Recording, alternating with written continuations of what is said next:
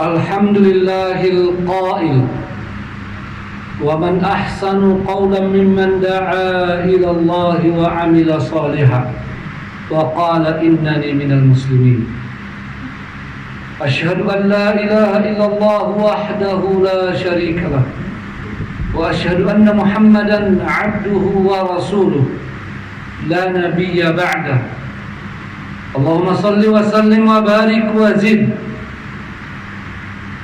على هذا النبي الكريم إمام الدعوة وإمام المجاهدين ومن تبعهم بإحسان إلى يوم الدين. معاشر المسلمين حفظكم الله، أوصيكم وإياي بتقوى الله فقد فاز المتقون وأحثكم على طاعة الله وطاعة رسوله لعلكم ترحمون.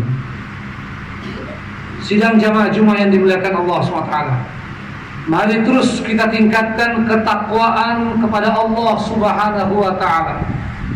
Sebab orang-orang yang bertakwa akan menang, dan orang-orang yang bertakwa akan diberi jalan keluar terhadap segala masalah yang mereka hadapi, dan akan diberi rezeki dari arah yang tidak mereka sangka-sangka. Dan di antara ketakwaan itu adalah berusaha melaksanakan perintah Allah secara maksimal, dan termasuk di dalamnya memperjuangkan din Allah, agama Allah Subhanahu wa Ta'ala, dengan menyebarkannya, mengajarkannya, menjadikannya sebagai sesuatu yang hidup dan diamalkan di tengah-tengah masyarakat. Itulah dakwah. Dan dakwah adalah di antara amalan yang sangat penting dalam Islam. Bahkan para ulama mengatakan berdasarkan dalil-dalil dari Quran dan hadis, baik yang tersurat ataupun yang tersirat. Dan kalau kita baca secara integral komprehensif,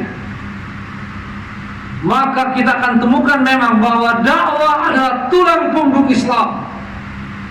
Bila dakwah jalan, bila dakwah terlaksana, Islam akan tegak.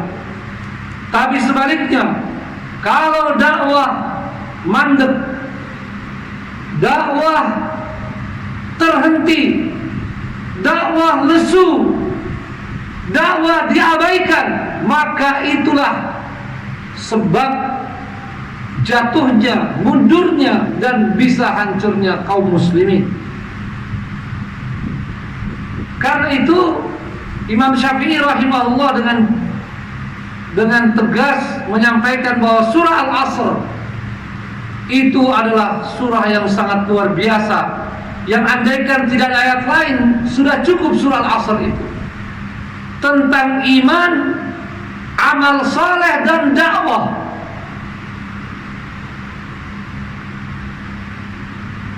Dalam ayat yang saya bacakan dalam muqaddimah tadi, di antara keutamaan dakwah bahwa orang-orang yang berdakwah disebut orang-orang yang terbaik.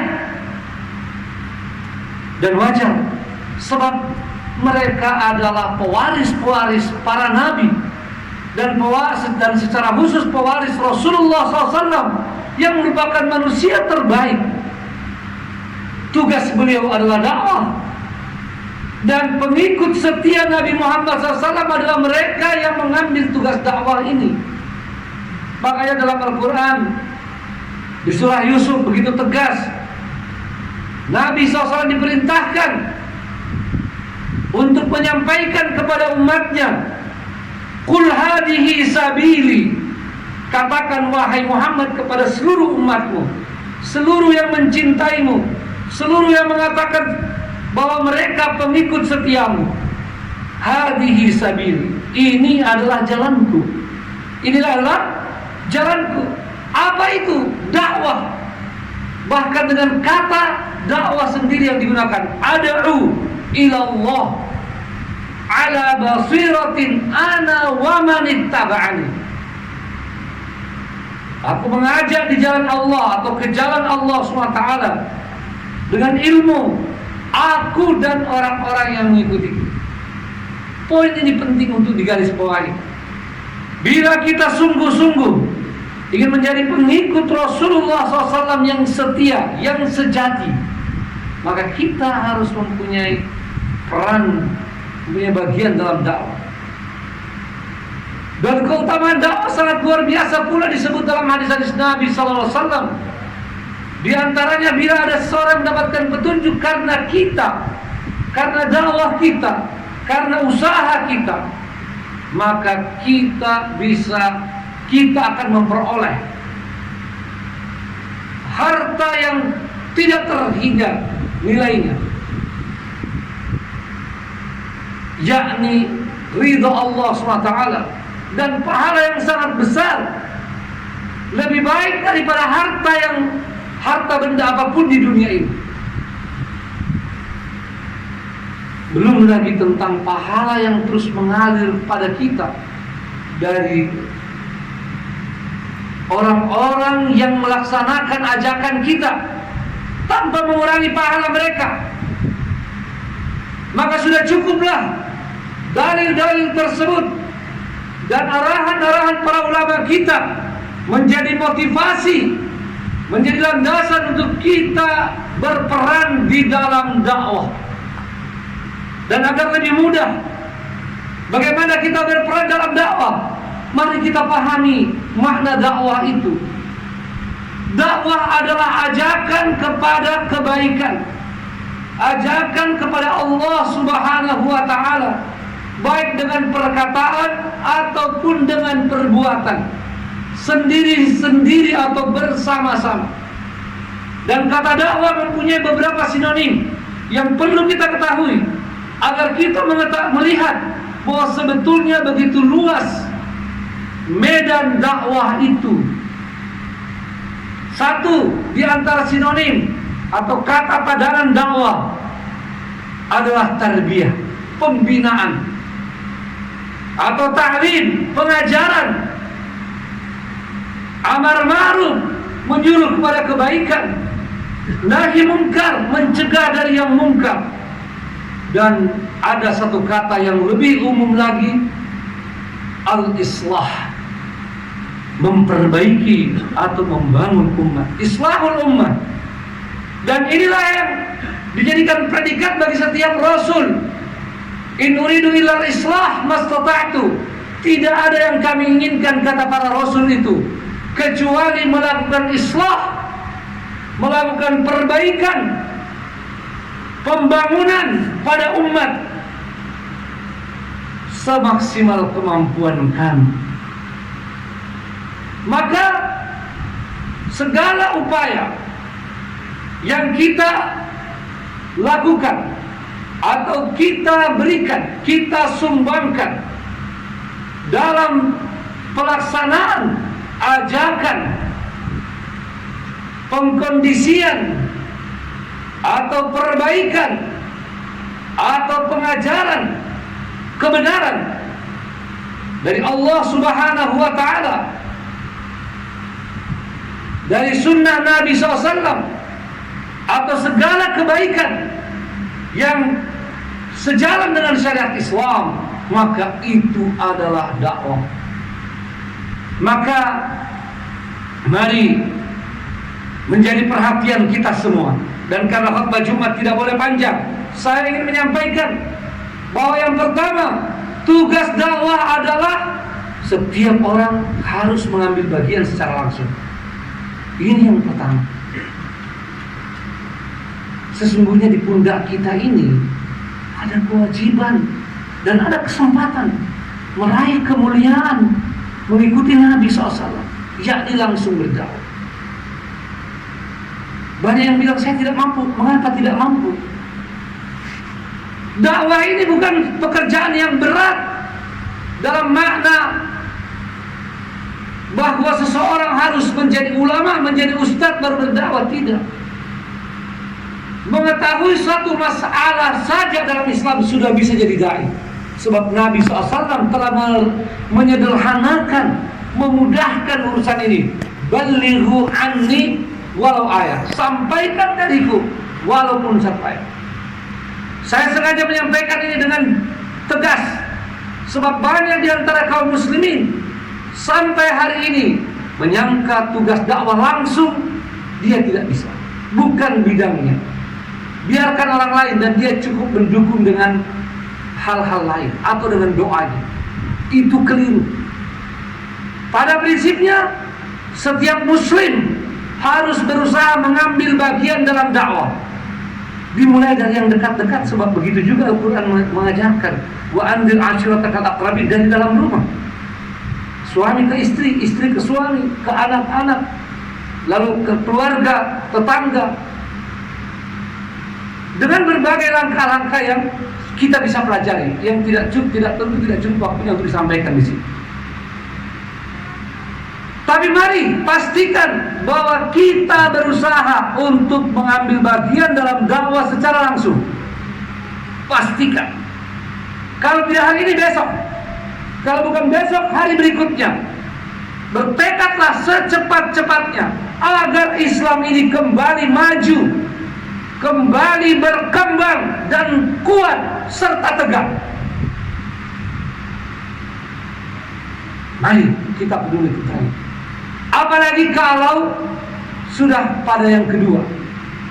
Kalau kita masih terkendala karena satu dan lain hal untuk langsung, mungkin punya ilmu tapi ada hal lain yang harus dikerjakan, ya, yang tidak kalah pentingnya, maka kita bisa memberi dukungan dengan harta kita, dengan pengaruh kita, dengan pemikiran kita yang bisa mewakili keterlibatan secara langsung itu. Bila seseorang berada dalam sebuah organisasi dakwah, mungkin dia tidak lagi banyak turun langsung ke lapangan, tapi ketika dia mengurus organisasi dakwah itu, berbicara dengan para pengurus lainnya, menyusun program, strategi, lalu kemudian memilih orang-orang yang tepat untuk terjun langsung, maka sama saja, bahkan bisa lebih hebat, ya.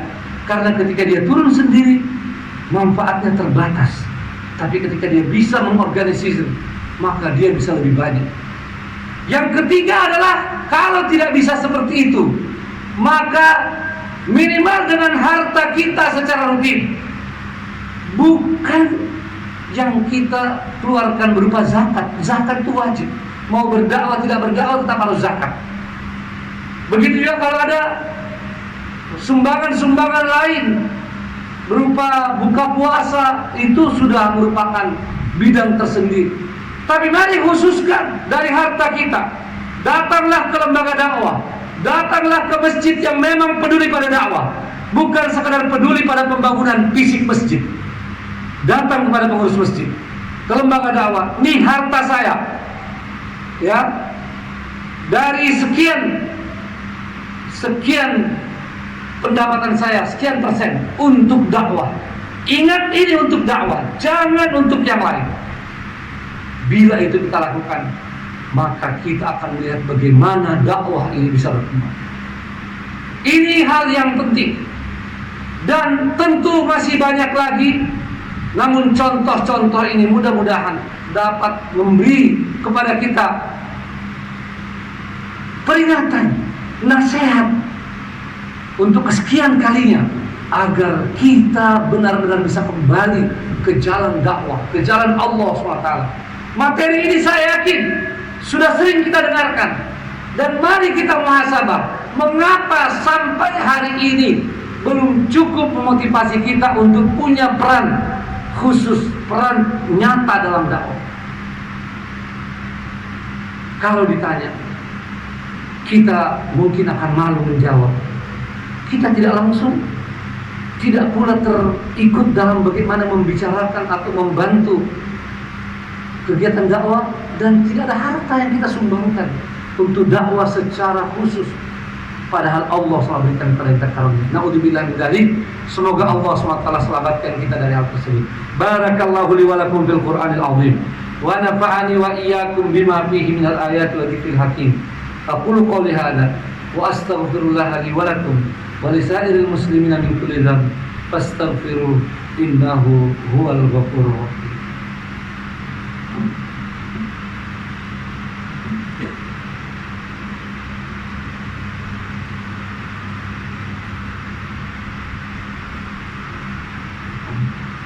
Alhamdulillahilladzi hadana li hadza wa ma kunna linahtadiya laula an hadana Allah. Asyhadu an la ilaha illallah wahdahu la syarika lah wa asyhadu anna Muhammadan 'abduhu wa rasuluh la nabiyya ba'da. Allahumma shalli wa sallim wa barik wa zid 'ala al-mab'uts rahmatan lil 'alamin wa 'ala alihi at-tahirin wa ashabihi al-mujahidin wa man tabi'ahum bi ihsanin ila yaumiddin. Wa ba'd. Ya ayyuhalladzina amanu ittaqullaha haqqa tuqatih wa la tamutunna illa wa antum muslimun.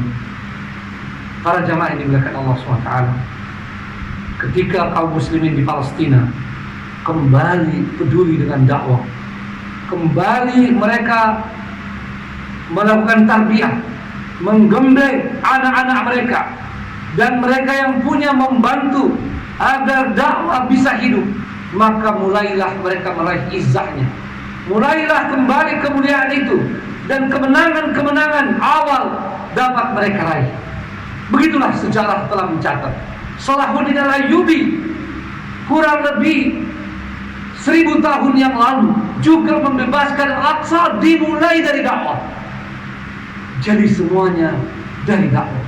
Dan ketika kita memberikan dakwah, maka umat Islam akan lemah dan akan terhinakan. Wa na'udzubillah min dzalik. Dan sebagai penutup, bahwa peran harta benda dalam dakwah sangat luar biasa. Inilah yang terjadi dari zaman Nabi SAW, zaman tabi'in, khulafaur rasyidin, dan seterusnya, dan sampai hari ini. Bila harta itu benar-benar terarahkan, lalu kita mendapatkan orang-orang yang dapat mengelolanya dengan baik, sebab di sana banyak umat yang siap untuk bergerak dalam dakwah ketika mereka mendapatkan dukungan yang semestinya dengan pengaturan yang terbaik. Semoga Allah SWT menjadikan kita sebagai ahli dakwah, sebagai pengikut-pengikut setia dan sejati Rasulullah Sallallahu Alaihi Wasallam, karena kita melaksanakan dakwah. Dan semoga Allah SWT memuliakan kita semua dan umat kita sampai hari kiamat. Allahumma ghafir lil muslimina wal muslimat wal mu'minina wal mu'minat al ahya'i minhum wal amwat innaka sami'un qaribun mujibud da'wat ya qadiyal hajat. Allahumma a'izzal islam wal muslimin, Allahumma a'izzal islam wal muslimin, Allahumma a'izzal islam wal muslimin, Allahumma ansiril muslimina fi Palestin wa fi Myanmar wa fi kulli makan ya arhamar rahimin.